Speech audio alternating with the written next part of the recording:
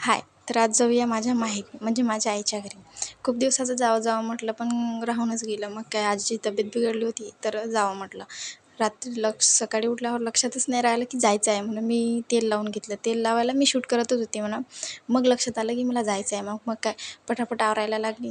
मी म्हटलं काय बनवू, काय बनवू? तर मग म्हटलं खिचडीच बनवून घेतो, नाही का. खिचडी बनवली. कढीपत्ता आणला, कढीपत्ता तोडला, मग त्याला धुवून घेतला. मग कांदा घेतला, कांदा निघाला खराब. तर मग दुसरा घेतला. मग त्याला चॉप केलं. चॉप करताना कांदा असं फोडलाच होता की माझ्या डोळ्याला पाणी येणं चालू झालं. मग काय, फ्रीजमधून ही काढलं, मिरच्या काढली आणि टमाटर काढलं. मग काही एकत्रच टाकून दिलं. मी एकत्रच टाकून देते फोडणी मी एकत्रित देते. हळद मीठ वगैरे टाकलं. मग पाण्याला उकळी आली की भात सोडून दिला. मग इकडे तिकडे काम करेपर्यंत खिचडी शिजली. मग चिकून आणि मी जेवण केलं आणि मग चाललो आम्ही. शूट करायचं विसरूनच गेला तयारी करताना. मग काय, आम्ही इकडे तिकडे फिरलो. म्हणजे माझी बहीण आली होती मला घ्यायला. अर्ध्यात माझी बहीण आली होती.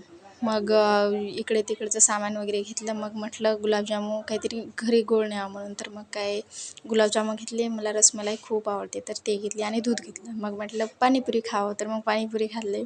सर्वात पहिले मी नंबर मारला की मी खूप दिवस झाले होते खाल्लीच नव्हती.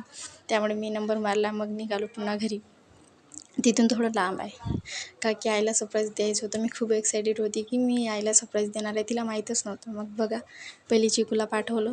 ती मग आई आली, खूप दावत आली. तिला खूपच हॅपी झाली, म्हणजे खूपच हॅपी झाली माझी मम्मी. मग काही खेळलं. आजच्यासाठी एवढंच. Bye bye.